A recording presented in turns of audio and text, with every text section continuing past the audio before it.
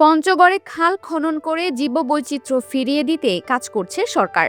এর ফলে ভবিষ্যতে প্রকৃতি ও জনজীবনে নানা ধরনের সুফল মিলবে বলে জানিয়েছেন পানি সম্পদ প্রতিমন্ত্রী ফরহাদ হোসেন আজাদ। নদী খাল খননের আমরা আজকে উদ্যোগ নিয়েছি, সেটা আমার সফল হবে।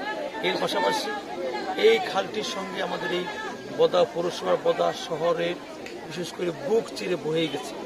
সেক্ষেত্রে এই খালটির সঙ্গে সঙ্গে মানুষের জীবন জীবিকা এবং বিশেষ করে জীববৈচিত্র্যের যে একটা বৈষম্য চলছে, সেখান থেকেও কিন্তু আমাদের এই খাল খননের মধ্য দিয়ে আমাদের যে বৃক্ষরোপণ, আমাদের যে মৎস্য চাষ এবং আমাদের এই খালের ভিতরে যে হাঁস পালন করে মানুষ তাদের জীবন জীবিকার ক্ষেত্রেও যে উপকৃত হয়, সেটাও কিন্তু আমরা এই খাল খননের মধ্যে আমরা সেটা বাস্তবায়ন করলে সেটা আমরা এখানে মানুষকে দিতে পারবো।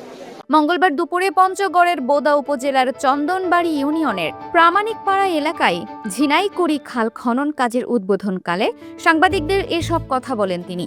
প্রতিমন্ত্রী জানান, বর্তমান সরকারের নির্বাচনী ইশতেহার অনুযায়ী সারা দেশে 20,000 কিলোমিটার খনন কাজের পরিকল্পনা নেওয়া হয়েছে।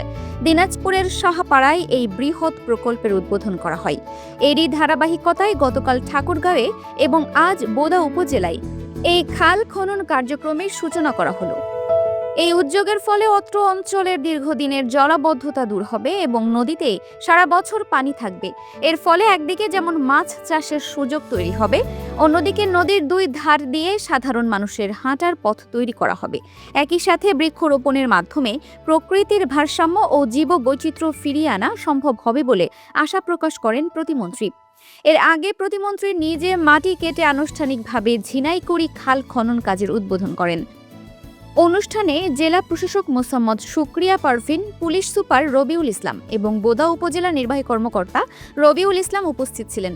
এছাড়াও বোদা থানার ভারপ্রাপ্ত কর্মকর্তা সোহেল রানা এবং পানি উন্নয়ন বোর্ডের কর্মকর্তা আশুতোষ চন্দ্র বর্মন সহ সংশ্লিষ্ট দপ্তরের ঊর্ধ্বতন কর্মকর্তারা অনুষ্ঠানে অংশ নেন।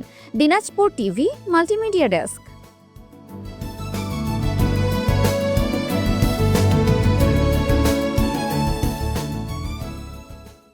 দিনাজপুর টিভি মানুষের জীবনের কথা বলে।